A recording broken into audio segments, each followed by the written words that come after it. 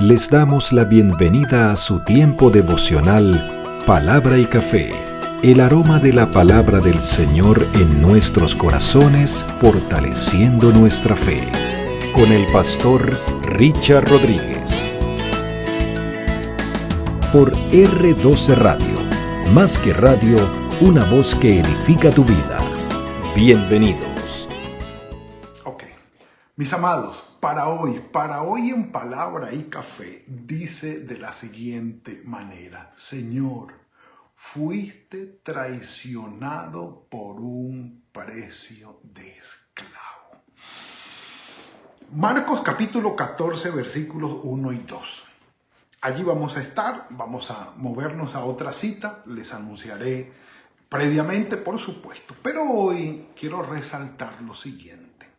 Estamos en este tiempo de Semana Santa, de la Semana Mayor, o un tiempo muy especial en el que conmemoramos la última semana de vida de nuestro Señor Jesucristo, antes de ir, por supuesto, a la cruz y la resurrección, sabiendo que su ministerio se prolongó después, por lo menos 40 días más después de haber resucitado. Pero conmemoramos esta fecha y hemos querido seguir en esta semana, Jesús, la última semana, día a día lo que pudo haber ocurrido o lo que ocurrió según los relatos bíblicos, y digo pudo por la manera en que se organiza, pues no es algo que viene explícito en los evangelios sobre todo, sino que se trata de organizar más o menos lo que pudo haber pasado en cada día. Es más por la organización que por el contenido.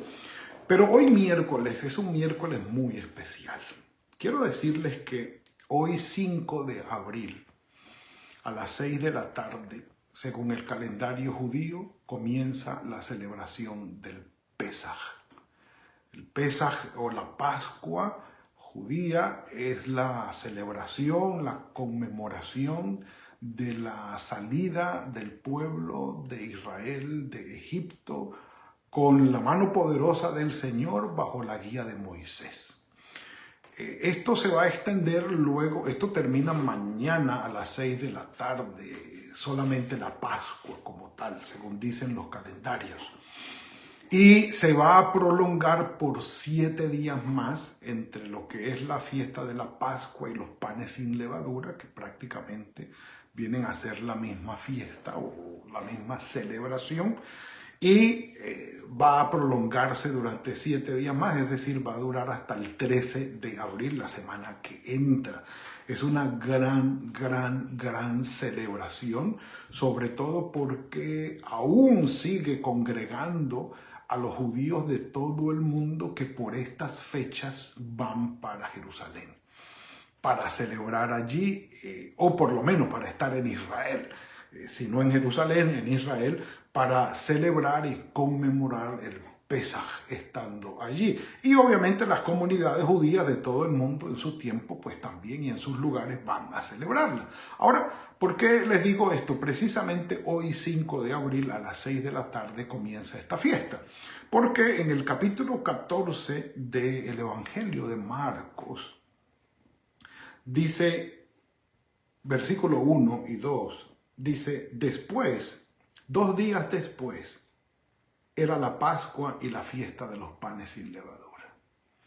Es decir, claro, hay calendarios donde precisamente en 2 días más, es decir, el viernes va a ser el día en que se va a conmemorar el Pesaj. Este año no coincidió, pero hoy miércoles sí cayó con el día.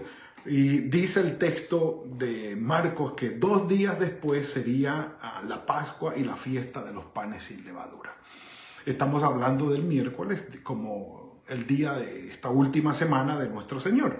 Los principales sacerdotes y los escribas buscaban cómo prenderlo, cómo agarrar al Señor Jesucristo con engaño y matarlo, con engaño y matarlo. Y decían: no durante la fiesta, para que no se alborote el pueblo. Para que no se alborote el pueblo y no durante la fiesta, por la fama y la dignidad y el respeto, el reconocimiento que el pueblo le tenía al Señor Jesucristo. Además de esto, también en esa época, pues venía mucha gente de muchos lugares a celebrar la Pascua en Jerusalén. Y podríamos decir que Jerusalén estaba atestado de gente, estaba full de gente. Y aparte de esto, pues públicamente no podían ellos, digamos, provocar una sublevación, un alboroto de esto, porque peligraba, y ya estaba en sus últimas, por supuesto, y muy cerca, que Pilatos o Roma le quitara los privilegios a los principales sacerdotes y a los fariseos, les quitara el privilegio de dominar o regir sobre el pueblo como tal. Mejor dicho, Roma le había dado esa potestad a los principales sacerdotes y a los judíos, a los líderes, para que guiaran a su pueblo, gobernaran a su pueblo, con la única petición, que garantizaran la tranquilidad del pueblo. Pero si había alguna sublevación, ellos le quitarían ese dominio a ellos. Entonces, ellos no querían, por fines políticos y de no querer perder su poder, que el pueblo se alborotara y que se sublevara. Entonces, si el prender al Señor Jesucristo iba a causar algún tipo de revuelta, ellos no querían la revuelta. Prender al Señor sí, pero la revuelta no. Pero no por la vida del Señor Jesucristo, sino porque iban a perder su privilegio. Eso era lo que les interesaba a ellos. Entonces, no durante la fiesta, para que no se alborote el pueblo. Y en el versículo 10 y 11, entonces Judas Iscariote, uno de los 12, fue a los principales sacerdotes para entregárselos. Ellos, al oírlo, se alegraron y prometieron darle dinero, y Judas buscaba la oportunidad para entregarlo. ¿Por qué esto así? Bueno, entendámoslo de la manera siguiente. Ya habíamos dicho que ellos no querían alborotar el pueblo. Prender al Señor Jesucristo en medio de la multitud era evidentemente provocar una sublevación, un alboroto. Ellos no querían eso por las razones que ya dijimos. Pero con Judas, ¿cuál era el beneficio de Judas? Que Judas podía informarles a ellos cuándo el Señor iba a estar en un lugar alejado y apartado, solo, sin mucha gente alrededor, para que ellos pudieran ir y prenderlo allí y no causar mucho alboroto. Ese era el intríngulis, como dicen, del asunto. Ese era el punto clave del asunto. Dinos cuándo y dónde va a estar el Señor solo, o sea, que no haya mucha gente alrededor, y ya nosotros les caemos allá y como dicen, hacemos la vuelta completa. Y así les ofreció. El Evangelio de Lucas es un poco más específico cuando se habla del dinero, y también Mateo habla que les ofrecieron 30 monedas de plata. Dice que él les dijo, ¿qué me dan? Y yo se los entrego. Y tenemos que empezar diciendo, 30 monedas de plata era el precio que se pagaba por un esclavo. Estándar, básico. Un esclavo sencillo, básico, sin más ni más, sin ningún tipo de habilidades especiales ni nada. 30 monedas de plata, listo, venga, ese es mío. Judas, precisamente el nombre de Judas, significa agradezco a Dios y reconozco a Dios. Eso significa el nombre de Judas. Reconozco a Dios o agradezco a Dios. Y era un nombre muy común. Era un nombre muy común, tanto que un hermano del Señor se llamaba Judas, del que quedó el escrito de Judas.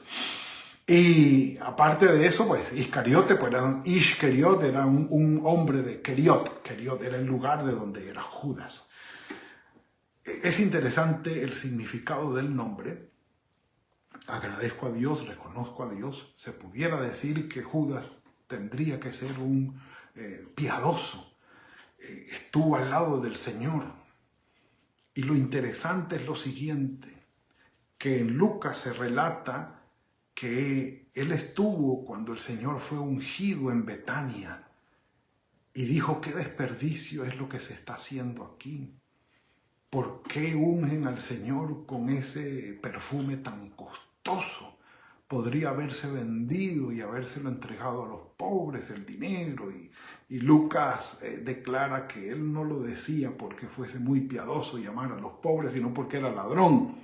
Nos deja ese comentario, pero no tiene ningún reparo Judas en vender al Señor y recibir esas 30 monedas.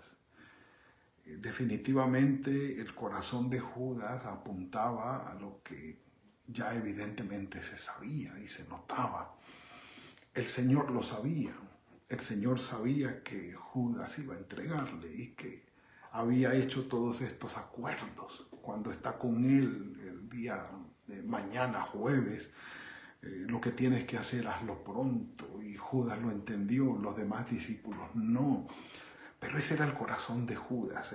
Apartado desde antes para esto, el Señor sabía. El Señor sabía cuál iba a ser el papel de Judas. ¿Estuvo con él todos esos años?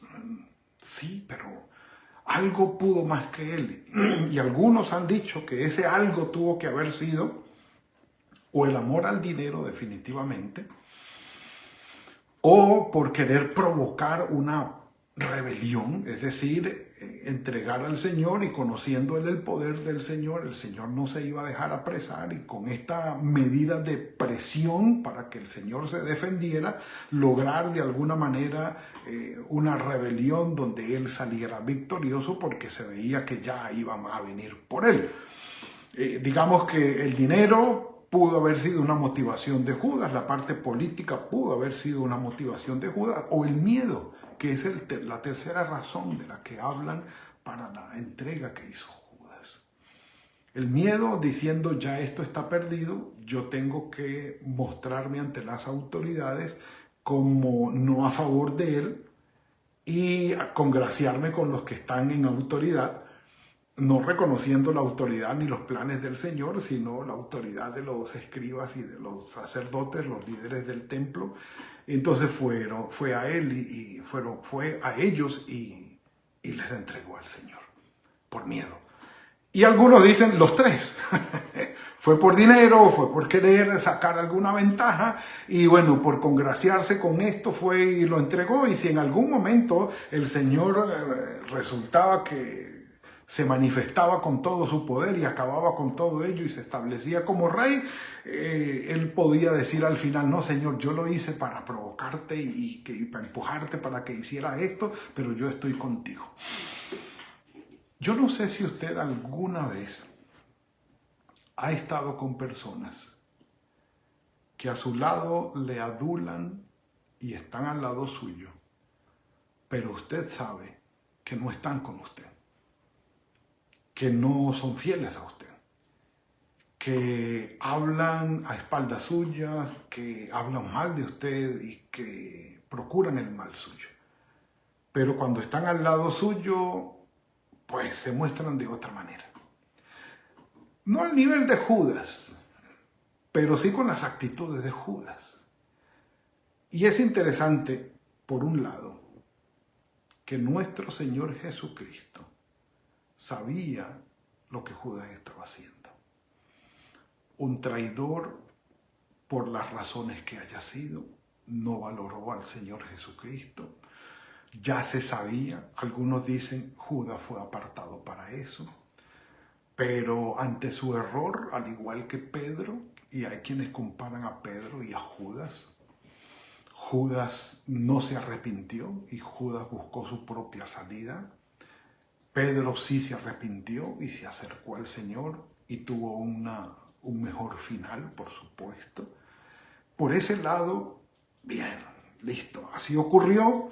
El Señor dejó que los planes de él siguieran y no intervino, porque quien mejor lo dice precisamente es Lucas. Lucas dice: y Satanás entró en Judas, que es precisamente la segunda mención de la intervención de Satanás en el Evangelio de Lucas, luego de mencionarlo cuando lo tentó en el desierto. Después de la tentación en el desierto, aparece motivando a Judas a llevar aquel plan, porque Satanás quería terminar con nuestro Señor con la muerte. Esa era la idea, porque ese es el imperio de él, la muerte, imperio del enemigo, sin saber que todo iba a desenvolverse de otra manera. Iba a terminar con la victoria. Pero por otro lado, mis amados, el Señor es vendido como un esclavo. ¿Recuerdan lo que dice Filipenses capítulo 2? Que el Señor se despojó. No quiso aferrarse a ser igual a Dios, sino que descendió a hacerse igual a nosotros. Y estando en la condición de hombre, se hizo siervo. Sí, un esclavo. Y esta es una de las evidencias del del nivel al que el Señor bajó. Fue vendido como un esclavo, traicionado por precio de un esclavo, para ser entonces tratado como un malhechor. Aún más profundo bajó. Sin serlo, fue tratado como un malhechor y fue muerto como un malhechor. La traición de Judas es significativa.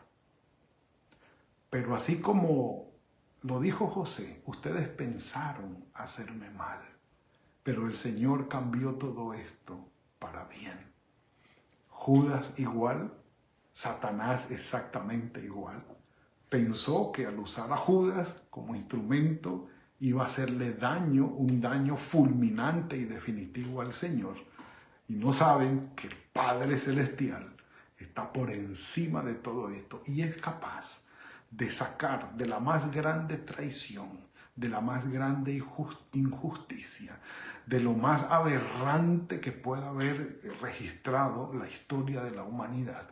No solamente por castigar a un inocente, que era nuestro Señor, y eso se ve a diario, sino además a alguien que hace tanto bien, inigualable bien, que prácticamente es dueño de la vida y tiene autoridad sobre la creación, sobre la vida y sobre la muerte, dando evidencias de ello. Asesinar, no solamente siendo inocente, sino siendo una fuente absoluta de bien, asesinar a esa persona. Y con ello, el Señor traer la salvación. Mis amados, el complot de Judas tenía los planes o estaba en los planes del Señor. Ya estaba considerado, ya se sabía. Pero todo ello iba a apuntar para bien. Si con todo este gran mal, inigualable mal, nuestro Padre pudo traer un inigualable bien, extraordinaria y única bendición, que es nuestra salvación. Imagínense lo que puede hacer con nuestras circunstancias difíciles, con nuestros tiempos de sufrimiento. ¿Cómo puede el Señor transformar todo nuestro sufrimiento, todas nuestras adversidades en bendiciones? En bendiciones. Judas pensó hacer mal. Judas pensó hacer el daño fulminante. Pero el Señor cambió todo esto para bien. Sí, Él fue a la cruz y sí sufrió. Murió y llegando a lo peor, a lo máximo, al máximo mal que le podían hacer, de allí venció la muerte y nos trajo la redención. Mis amados, para nosotros la salvación, gloria al Señor por eso, pero también entendamos que nuestro Padre Celestial es Dios y que es capaz de sacar el bien y la bendición de los males que nosotros estamos viviendo, de las circunstancias difíciles que atravesamos, de los tiempos duros de aflicción y de adversidad. El Señor puede transformar eso para bien. Si transformó toda esta injusticia, todo este mal que quiso hacer Judas y Satanás, para con el Señor lo transformó en nuestra salvación, ¿qué no puede hacer Él con nuestras adversidades? Así que aunque los malos se impongan y quieran sobresalir, tú y yo, mi amado hermano, mi amada hermana, no dejemos de confiar en el Señor, porque Él es capaz de sacar gran bendición de todos los males y las adversidades. Confiemos en Él. Padre nuestro, gracias, Señor, por lo que nos dejas hoy. Sabemos que aún los más grandes males en la humanidad están bajo tu control, Señor.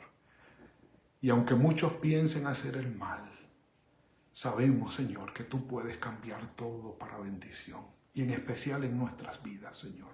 Te damos gracias en primer lugar por este relato, aquella verdad absoluta, Señor, por aquel bien tan especial que recibimos, por aquel Judas, Señor, que fue instrumento del enemigo para causar aquel mal.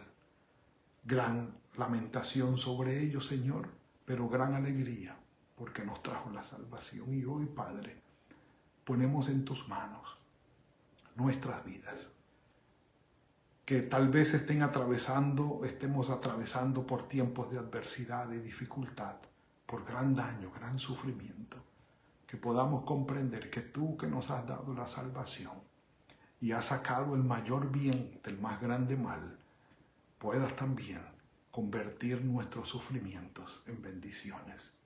Guíanos en esto, Señor, y que haya paz en nuestros corazones mientras esperamos tu obra y tus manifestaciones. Gracias por este día, Señor, que conmemoramos este tiempo. Bendice, Señor, nuestras familias donde quiera que se encuentren. Y gracias por traernos la libertad, por librarnos del pecado, por sacarnos de la esclavitud del pecado, por darnos la vida eterna, por hacernos libres, verdaderamente libres. En Cristo Jesús. Amén y amén. Mis amados, ha sido la entrega de hoy. Que el Señor los bendiga y los guarde a los que celebran el tiempo del Pesaj, a Raquelita, mi hermana, a Chuy, mi cuñado, y bueno, otros más que seguro se unen allí. Que el Señor los bendiga en este tiempo, excelente, hermosa celebración. Que el día de hoy sea fructífero, mis amados, que el Señor los bendiga y los guarde en todo, que bendiga a sus familias, que el trabajo de sus manos sea fructífero por todo lo que hagan en el nombre del Señor. Nos veremos mañana, si el Señor así lo permite, en otro tiempo de palabra y café. Que el Señor los guarde. Gracias por compartir con nosotros este espacio de palabra y café. Hasta una próxima oportunidad por R12 Radio. Más que radio, una voz que edifica tu vida. Que Dios les bendiga.